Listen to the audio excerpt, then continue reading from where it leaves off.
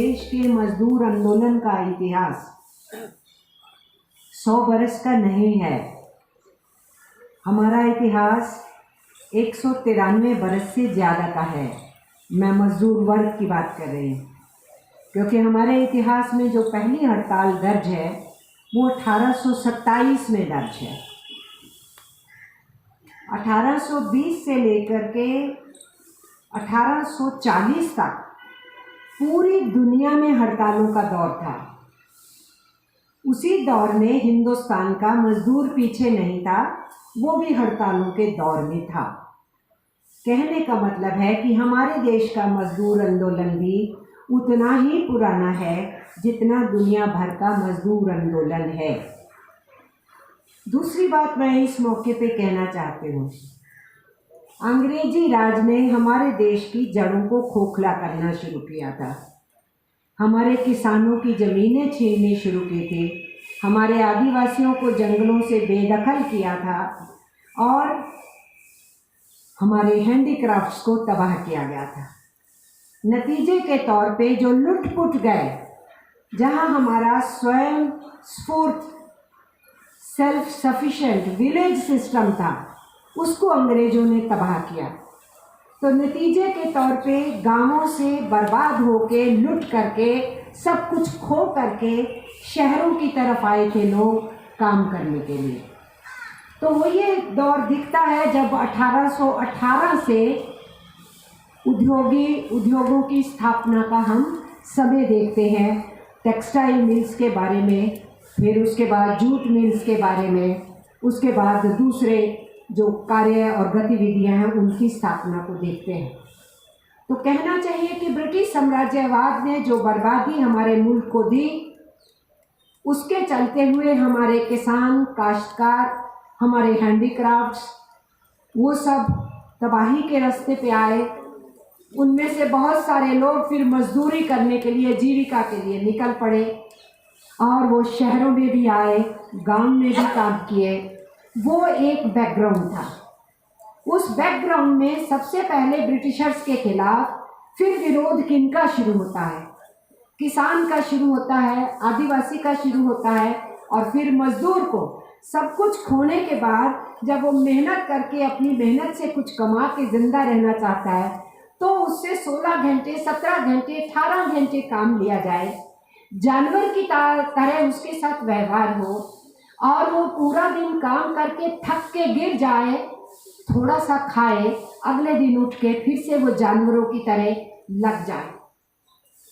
तो पूरे इस मानव इतिहास के अंदर मजदूरों ने जो अपनी आवाज़ उठानी शुरू की, उसी ने ही दुनिया के अंदर मजदूर वर्ग की सियासत को, राजनीति को जन्म दिया। और हमारे देश में मजदूरों की उन हड़तालों के दौर ने अंग्रेजों के खिलाफ एक लड़ने का वातावरण तैयार किया। तो मैं कोई अतिशयोक्ति नहीं कर रही होंगी अगर मैं ये कहूँगी कि हिंदुस्तान में अंग्रेजी साम्राज्यवाद के विरुद्ध एक राजनीतिक पृष्ठभूमि बनाने का काम, उनके शोषण के विरोध करने का काम, उनके द्वारा लूटने और दबाने का जो दौर था, उसके विरुद्ध आवाज़ उठाने का और लड़ने का दौर, ये इस देश के मजदूरों ने शुरू किया। हमें उनकी आवाज इस समय कोई नहीं बन पा रहा है, करोड़ों की संख्या में। जैसे आपने कहा कि लाला लाजपत राय जी ने उस समय रैली की, 10,000 आदमी। 10,000 आदमी अगर 100 साल पहले थे तो 100 साल बाद कितने होने चाहिए? 100 इंटू 10,000 करीब 10 लाख होता है।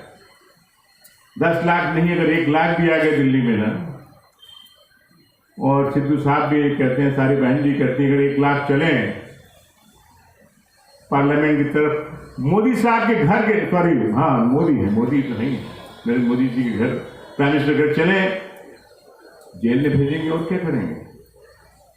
खाना यहां नहीं मिल रहा है, खाना वहां मिलेगा। जाने के लिए तैयार है लोग, आपके साथ खड़े होने के लिए तैयार है, बल्कि उनकी आवाज कोई बनना चाहिए। हम समझ कीजिएगा, अगर हम उनकी परेशानियों का जिक्र करते रहे। और जैसा रेड्डी साहब ने कहा, one day strike is not going to solve the problems. 11 साल से कर रहे हैं, 2009 से लेकर 11 साल कर रहे हैं, कुछ हुआ नहीं, बढ़ता ही जा रहा है।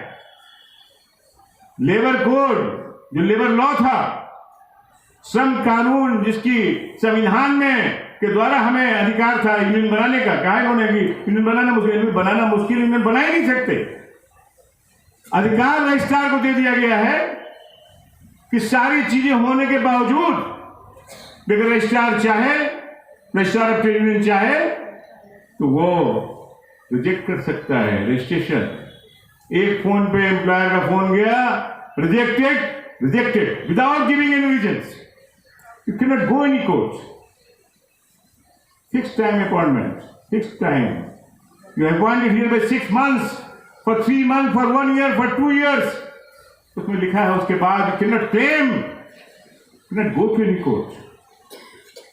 बंधुआ से भी बंधुआ बना दिया है कि जितने दिन आप रहेंगे, 6 महीने, 1 साल, जितने दिन की सर्विस है, बंधुआ मजदूर बन के रहिए। जो दे रहे हैं उसको लीजिए और चुपचाप से काम करिए, घर जाइए, जरा सा बोलेंगे तो निकाल देंगे। वो बिल्कुल ठीक बोल रहे हैं कि 91 से ग्लोबलाइजेशन को वेलकम किया गया हमारे देश में, और ग्लोबल पूंजी को मतलब ओपन किए गए बॉर्डर सारे हमारे लिए। और जब ग्लोबल पूंजी को हमने उसको, चाहे वो हमारे देश में आ जाए, कोई रोक टोक नहीं है, बॉर्डर ओपन कर दिए, ओपन मार्केट इकोनॉमी को वेलकम कर दिया, तो हमारे लगे हुए प्रॉफिट मेकिंग इंडस्ट्री को खरीद लें या बना के माल हमारे यहाँ पर भेज दें, तो उनके कोई रोक टोक नहीं है। तो अब वो पूरी दुनिया का पूंजीपति इकट्ठा है, और इतना जबरदस्त इकट्ठा हो गया कि उन्होंने अभी पिछले 4-5 साल पहले ILO में राइट टू स्ट्राइक को चैलेंज कर दिया। उन्होंने कहा कि राइट टू स्ट्राइक जो है ये आपका अधिकार नहीं है, और इसके ऊपर 3 साल डेडलॉक रहा ILO में, वार्ता बंद हो गई। तो अंत में ज्वाइंट सेशन हुआ, स्पेशल सेशन बुलाया गया, और वो 1 दिन का था, मुझे मौका मिला उसमें जाने का। वो 1 दिन से 2 दिन बढ़ा, चर्चा बहस चलती रही रेगुलर, परंतु कोई भी नतीजे में नहीं आया। तीसरा दिन भी बढ़ गया वो, और तीसरे दिन क्योंकि हमने यहाँ पर ज्वाइंट रेजोल्यूशन लेकर गए थे, हम हमारे NRMU के दफ्तर में हम सभी मजदूर संगठन बैठे थे, और हमने भी ज्वाइंट रेजोल्यूशन लेकर भेजा था कि भी हम राइट टू स्ट्राइक हमारा फंडामेंटल राइट है। परंतु बड़ा दुख हुआ वहाँ पर तीसरे दिन मेरे को देखकर कि वहाँ पर एक ऐसा प्रस्ताव आ गया एम्प्लॉय और एम्प्लॉयर की तरफ से कि एम्प्लॉयर है राइट टू क्लोजर और एम्प्लॉय है राइट टू स्ट्राइक। अब हमने इस पर बड़ा प्रोटेस्ट किया कि ये हमारे इंडिया को सूट नहीं करता है, कि हमारे यहाँ तो इंडस्ट्रियल डिस्प्यूट एक्ट में प्रोविजन है कि we can go for strike अगर हमारा डिसएग्रीमेंट रिकॉर्ड हो जाए तो पर उसको गवर्नमेंट ने अपोज किया 100%। सारी दुनिया की गवर्नमेंट, इटली की एक लेडी थी गवर्नमेंट की तरफ से, उसकी अध्यक्षता में उन्होंने कहा कि we don't agree with this proposal. Employee और एम्प्लॉयर के प्रपोजल को उन्होंने एग्री नहीं किया कि हम ये इससे एग्री नहीं करते, और गवर्नमेंट ने कहा कि राइट टू स्ट्राइक है तो ये एम्प्लॉय का राइट है। हम सबका लगातार एक सोच चलता है, हर कोई इसको लेके आर्गू करता है, लेकिन मैं इतना ही कहते हुए कि अब तक जो प्रयास हैं, हम सब ने अपने प्रयास के तरीकों को एक बार रिव्यू करना चाहिए। जो पैथी काम नहीं कर रही होती है तो पैथी बदली जाती है। Allopathy, homeopathy, different pathies are available. तो एक पर्टिकुलर पैथी पर ही फोकस करके कि शायद यही और पिछले साल दर साल परिस्थिति बदलती जा रही है। इसलिए आज जो भी ट्रेड यूनियन मूवमेंट में काम करते होंगे, सबका एक कंक्लूसिव निचोड़ है कि joint movement, joint struggle, collective movement is the only solution. लेकिन उस कलेक्टिव मूवमेंट को, उस ज्वाइंट विजडम को खड़ा करने के लिए मैंने फिर से कहा कि जो प्रोसेस है वो प्रोसेस रिव्यू करने की जरूरत है।